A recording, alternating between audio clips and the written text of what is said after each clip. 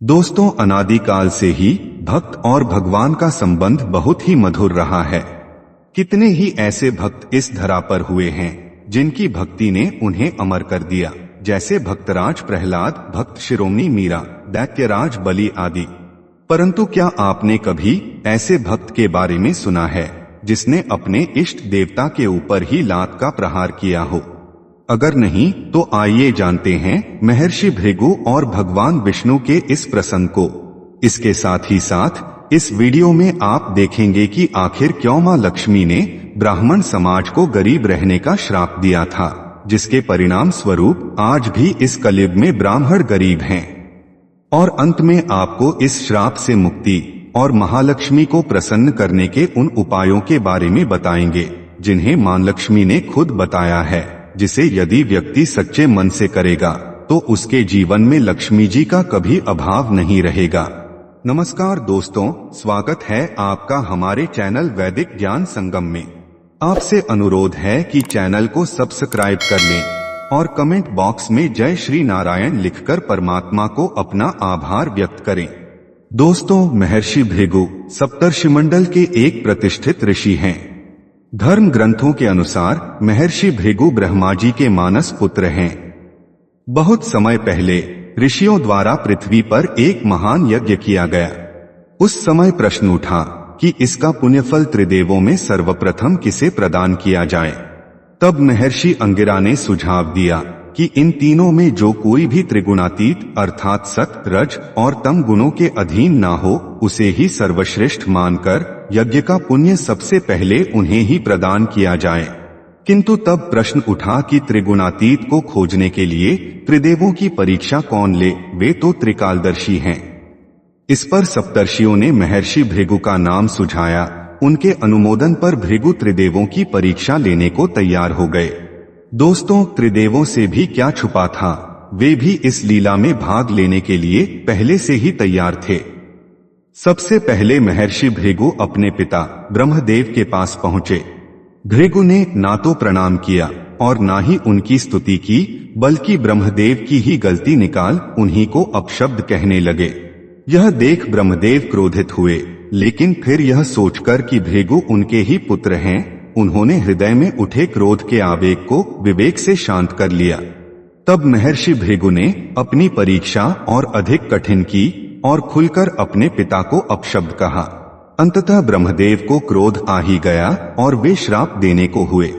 तभी महर्षि भृगु ने हाथ जोड़कर उनसे क्षमा मांगी और अपनी परीक्षा के विषय में बताया। तब ब्रह्मदेव ने उन्हें क्षमा करते हुए कहा कि वे त्रिगुणातीत नहीं हैं, उनमें रजोगुण की अधिकता है और ये सृष्टि के निर्माण के लिए आवश्यक है। ब्रह्मदेव को प्रणाम कर महर्षि भृगु महादेव के पास चले। वे ये सोचकर चिंतित थे कि त्रिलोक के स्वामी महादेव की किस प्रकार परीक्षा ली जाए। वे तो संहार के स्वामी हैं और उनका प्रचंड क्रोध तो जगत में विख्यात है। भृगु इस बात से भयभीत थे कि कहीं उन्हें महारुद्र के कोप का भाजन न बनना पड़ जाए। यही सोचते हुए वो कैलाश पहुंच गए। वहां पहुंचने पर नंदी ने उन्हें प्रतीक्षा करने को कहा, पर वो बात नहीं माने और नंदी को अपशब्द कहकर कैलाश में प्रवेश करने लगे। ये देख उन्हें रोकने के लिए शिवगण अहिंसात्मक रूप से प्रयत्न करने लगे, किंतु इस प्रयास में वहां कोलाहल का वातावरण बन गया, जिससे महादेव की समाधि भंग हो गई। अपने समक्ष ऋषि भृगु को देखकर महादेव ने अपने क्रोध पर नियंत्रण रखा। महादेव उनके आने का उद्देश्य जानते थे, क्योंकि उनका उद्देश्य समाज के हित के लिए था और उन्होंने एक कठिन कार्य लिया था, इसलिए महादेव को क्रोध नहीं आया। लेकिन जब ऋषि भृगु ने अशिष्टता की सारी हदें पार कर दी तो महादेव भी क्रोधित हो गए।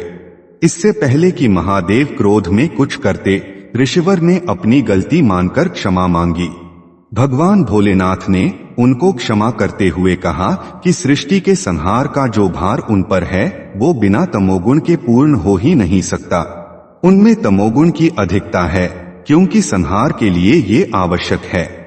तब ऋषि भृगु ने भोलेनाथ को प्रणाम कर भगवान विष्णु के लोक वैकुंठ की ओर प्रस्थान किया।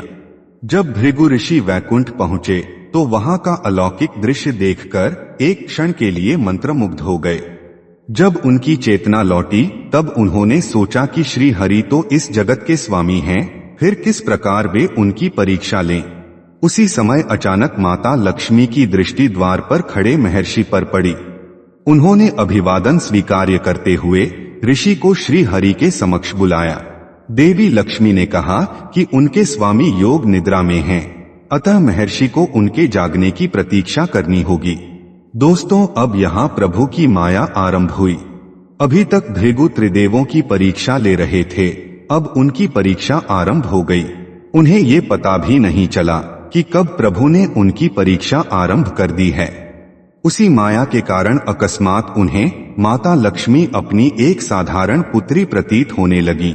जब देवी लक्ष्मी ने भगवान को निद्रा से उठाने के लिए मना किया तो ऋषि में क्रोध का भाव उत्पन्न हो गया। त्रिगुणातीत की खोज करते करते महर्षि भृगु ये भूल गए कि वे स्वयं त्रिगुणातीत नहीं हैं। प्रभु की माया से वशीभूत महर्षि भृगु ने क्रोधपूर्वक मां लक्ष्मी से अपशब्द कहा। मां लक्ष्मी ने भृगु की दंभ भरी बातें सुनी, किंतु ये जानकर कि ये प्रभु की माया से ग्रसित हैं, माता ने कुछ नहीं कहा। अब भृगु भगवान विष्णु की ओर मुड़े और ऊंचे स्वर में उन्हें अपशब्द कहने लगे। महर्षि भृगु के बहुत कुछ कहने पर भी जब नारायण योग निद्रा से नहीं जागे तो उन्हें लगा कि प्रभु जानबूझकर उनकी अवहेलना कर रहे हैं। योग माया से घिरे भृगु को उचित अनुचित का ध्यान न रहा और उन्होंने क्रोध में आकर भगवान विष्णु के वक्ष पर पाद प्रहार कर दिया। त्रिलोक ये देखकर कांप उठा कि इस जगत के पालनहार के वक्ष पर एक मनुष्य ने अपने पैरों से प्रहार किया। देवता और सप्तर्षि ये सोचकर भयभीत हो उठे कि अब पता नहीं भृगु को इस अपराध का क्या भयंकर दंड मिलेगा। नारायण पर प्रहार करते ही महर्षि भृगु माया से बाहर निकल आए। जब उन्हें ज्ञात हुआ कि उन्होंने कितना बड़ा पाप कर दिया है तो लज्जा के मारे उनके नेत्र ना उठे। उसी समय भृगु के पाद प्रहार के कारण नारायण जागे और इससे पहले भृगु कुछ समझ पाते भगवान विष्णु ने शेषशय्या से उतरकर उनके पैर पकड़ लिए। भगवान विष्णु ने कहा कि मेरा पूरा शरीर वज्र का है, इसलिए आपके पैरों से मुझे कोई चोट नहीं लगी, लेकिन आपको कष्ट जरूर हुआ होगा। इस बात के लिए वे क्षमा प्रार्थी हैं। भगवान विष्णु का यह व्यवहार देखकर महर्षि भृगु की आंखों से आंसू बहने लगे। अपने कृत्य पर शर्मिंदा होकर उन्होंने भगवान से बार बार क्षमा मांगी। बैकुंठ से लौटने के बाद भृगु ने ऋषियों को सारा प्रकरण विस्तार से बताया। महर्षि ने निष्कर्ष निकाला कि ब्रह्मा, विष्णु और महेश तीनों का महत्व एक समान ही है, किंतु इन तीनों में केवल भगवान विष्णु ही त्रिगुणातीत हैं। इधर श्री विष्णु की छाती पर लात मारने के कारण माता लक्ष्मी क्रोधित हो गईं। उन्हें अपने पति का अपमान सहन नहीं हुआ और वे चाहती थीं कि भगवान विष्णु खुद ऋषि भृगु को दंडित करें, परंतु ऐसा नहीं हुआ। महर्षि भृगु से वह क्रोधित हो गई और उन्होंने ऋषि भृगु और उनके साथ जिन ब्राह्मणों के कारण ऐसा हुआ था सबको श्राप दे दिया। मां लक्ष्मी ने श्राप दिया कि ब्राह्मणों को लक्ष्मी कभी प्राप्त नहीं होगी और उनका जीवन धन और समृद्धि के अभाव में ही बीतेगा।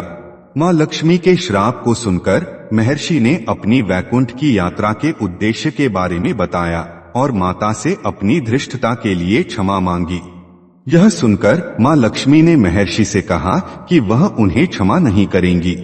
उनका श्राप निश्चित रूप से सभी ब्राह्मणों को लगेगा, लेकिन जब भी कोई ब्राह्मण विष्णु की पूजा करेगा तो वह खुद को उनके श्राप से मुक्त कर लेगा।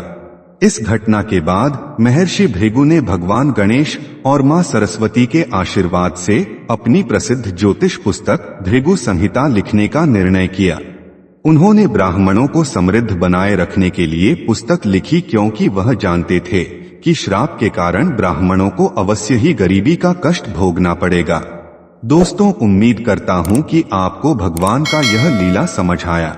श्रीहरि से संबंधित अन्य रोचक प्रसंग को जानने के लिए वीडियो को लाइक करें और अपने बंधु बांधवों को शेयर करें और ऐसे ही वीडियोस को देखने के लिए हमारे चैनल वैदिक ज्ञान संगम को सब्सक्राइब करें। सर्वे शुभम भवतु। आइए मिलते हैं अगली वीडियो में।